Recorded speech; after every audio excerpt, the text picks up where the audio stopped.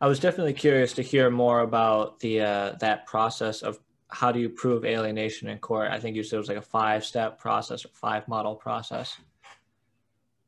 Yes. So typically, the way you prove alienation in a court of law is more often than not, the court orders a custody evaluation or a comprehensive psychological evaluation of the family. And the evaluator who does that evaluation finds evidence of alienation or some toxic behaviors on the part of one parent, which has undermined the other parent, which have sabotaged the relationship between the other parent and the children, which have turned the children against the other parent, and all of that. On other occasions, you simply may have to go through a trial and present expert testimony by someone who has done a forensic record review, an expert who, even though he or she may not have actually spoken with the child, but has had enough data, enough information that is trustworthy and reliable to make up their mind on this issue.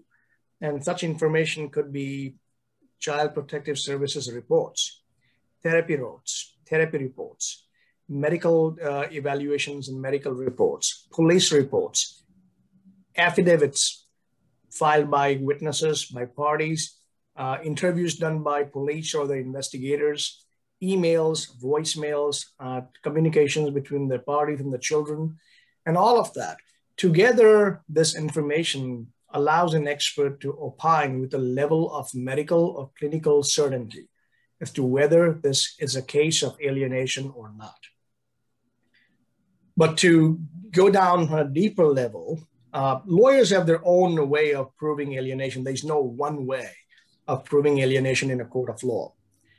Typically, what I like to do, in my opinion, it's the best way to prove a case of alienation is to use the 5-factor model. The 5-factor model has been put forward by Dr. Amy Baker and her colleagues. And you look at all these factors together. The first factor is that the child is rejecting the parent or is actively resisting contact with the parent. And here, if you may go down a deeper level, there's a misconception that if a child happens to be seeing a parent, if a kid's willing to go on visitation with a parent, then that's all. That's not a case of parental alienation then. And that's false. You may have a case of severe parental alienation, even though the child may not have missed a single visit with the rejected parent. Because what happens when you have an alienated child? I'll give you a scenario that often plays out in these cases. The kid goes to parenting time because the kid knows and the favorite parent knows that if there's a direct violation of visitation orders, the judge is not going to be happy about this. Right. So let's check that box. Let's pay lip service to the court order, but let's make sure the kid goes on visitation. So the kid comes in with the headphones on, much like Andrew, we're sitting here right now. They have the headphones on or the AirPods in. They walk into the door. There is no eye contact. There is no hi, hello. There is no conversation with the parent in question. They walk into the room. They shut the door. They come prepared with a bag full of food, snacks, video games, phones, charger, batteries, whatever they need to go through their weekend or their time. They're doing their time. Yeah, they refuse to come out for meals. They refuse to have conversations. They just do not engage, period. Or they are highly disruptive. They are highly defined. They're highly rude. They know what buttons to push. They incite anger. They make the parent engage in some disciplinary work. And they have the guardian ad litem, the lawyers, the Child Protective Services, the police on speed dial. And the parent tries to do the parenting. For example, well, you have been very disrespectful to me. I'm going to take your phone away. No, you are not. Well, yes, give me your phone. No, don't you dare touch my phone. And immediately a 911 call is made. He abused me. He assaulted me. He hit me. He scratched me. Police are called. CPS are called. So from the legal perspective, the guardian ad litem, the court, the rest of the world sees we have a problem between this parent and the child. The other parent doesn't seem to have a problem. The child is very well behaved. The child is well behaved in school. The kid's getting straight A's. You know, the kid's very respectful. Everyone loves the kid, but somehow it's only this parent that's causing the issue. So he or she must be a bad parent. So that's a premise, and that's not the right way to look at it, because you've got to dig deeper. But that's a first factor. We look at the significant problem that is present in the case by either a child resisting contact or rejecting the relationship with a parent. The second factor, we look at what was that relationship like before the separation or before the divorce, or before the problems just began to arise in this case. You look at the historical relationship, the baseline relationship. The parent who is now being rejected, was that parent an involved parent? In other words, did that parent show up for parent-teacher conferences? Was that parent a parent who was involved in the child's schooling activities, games, extracurricular activities, helping the kid to do the homework, showing up at birthday parties, going on vacations, coaching the little league team at the school, whatnot? If you see an otherwise good normative relationship between the rejected parent and the child, and you compare that with the current scenario, and there's a dramatic mismatch, that's factor 2. Okay. On the other hand, if you see that that parent was never an involved parent, that parent was absent half the time from the child's life, that parent had repeated interactions with law enforcement, with CPS, with the school counselor, there was never a good relationship or a healthy relationship between the parent and the child, when that's concerning. And it might not be a case of alienation. It might be a case of estrangement or something else. Okay. You know, what is remarkable is that America has been in one war or another for the past so many years. You look at Iraq, Afghanistan, 9/11 Commission, people being posted, all sorts of places in the military. We don't see this high level of alienation from military officers or troops who come back home after an absence of 6 or 9 or 10 months. Their children don't reject them. No. You know, no. So if absence of parent was somehow a factor, then you would see a dramatically higher cases of children rejecting the parents when they come back from overseas postings. That's interesting. You don't see that. The same is true of people who do work on offshore oil rigs, you know, for example, where they're away for months at end out there, and the only contact they have is through a video or phone call, and they come back, and you don't see a dramatic rise of alienation in those cases as well. So you keep an open mind. You look at factor 2. Then you go to factor 3. And this is where the courts have to look at it carefully. And the lawyers have to consider this factor carefully as well. Factor 3 is absence of abuse or neglect. And here we are talking about severely abusive behavior. We are not talking about some parenting styles. We are not talking about some suboptimal, situational, bad parenting. We are not talking about a parent who has lost his or her mind or got angry at the kid on a few occasions, you know. If a parent style was authoritarian from the very get-go, all of a sudden that parent is not rejected by the child for that parenting style. We are talking about severely abusive behavior on the part of the parent, and not just allegations, but some evidence of it. So it could be a finding of substantiated abuse by the protective services, could be a guilty verdict by a jury if the parent was prosecuted for some abusive behavior, sexual or emotional or physical abuse, could be in the medical reports that the parent had engaged in absolutely horrible parenting, and there's evidence of that, but not just someone say so, not just bare naked allegations without any support. So you look at that and you look at whether that behavior, abusive behavior was present early on, whether that behavior is the reason that the child is rejecting the parent. Then you look at factor 4, where we talk about evidence of alienating behaviors.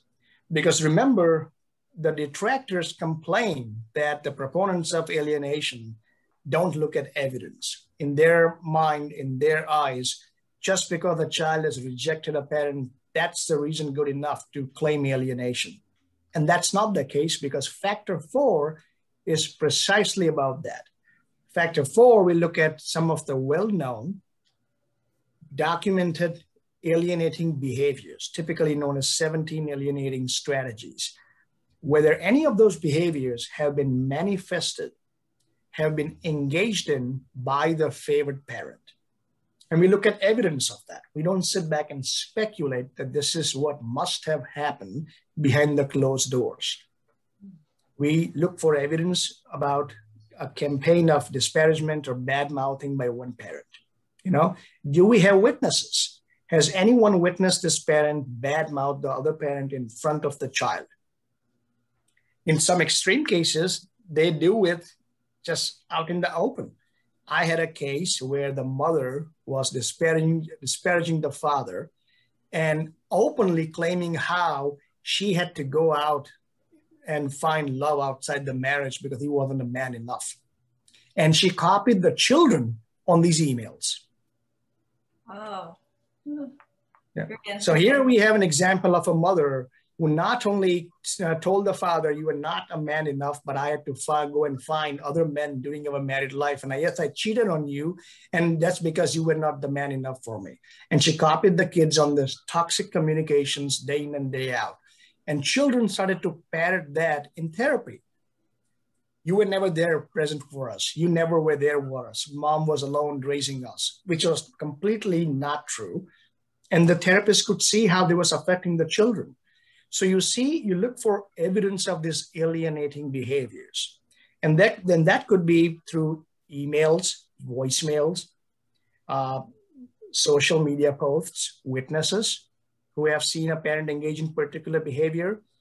Sometimes you can find that in therapy notes, where the one parent, let's say dad, is sitting next to the kid in front of the therapist and openly bad-mouthing the mom, openly telling the therapist how bad it was to stay married to her, how she's an alcoholic, she's crazy, she does all these things, she doesn't love the kid, she doesn't love me.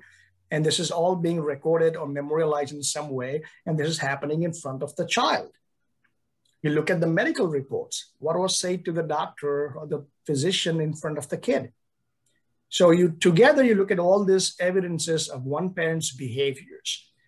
And finally, as they say, the proof is in the pudding. You look at the factor 5, signs of alienation in the child. Is the child showing distorted thinking? Is the child showing black and white thinking? Is the child polarized in his opinions between the two parents? For example, mom is all bad. There's nothing that mom has done in her entire life that's good. On the other hand, dad is just perfect. My dad's my hero. My dad has never done anything to displease me or nothing wrong. Black and white thinking. You look at the child engaging in completely distorted thinking about what has happened in the past, even though you have photographs and videos showing mom present at all the birthday events, mom being primary caretaker, all of a sudden that's completely discounted.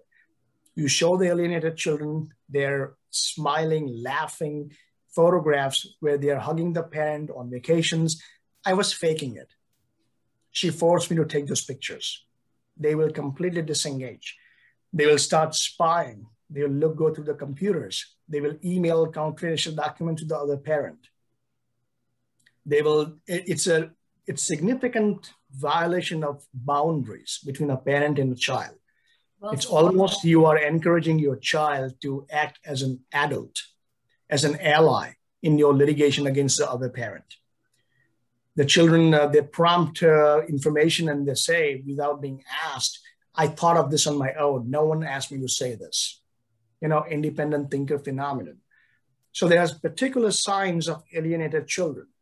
And what is interesting, Andrew and Barbara, is that we have research showing that truly abused children do not display these signs.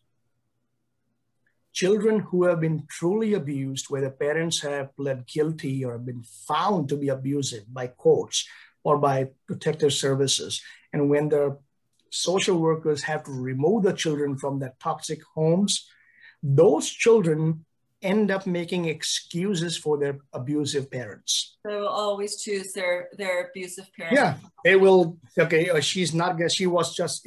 It's my fault. I asked for the beating. Yeah. I wasn't a good kid.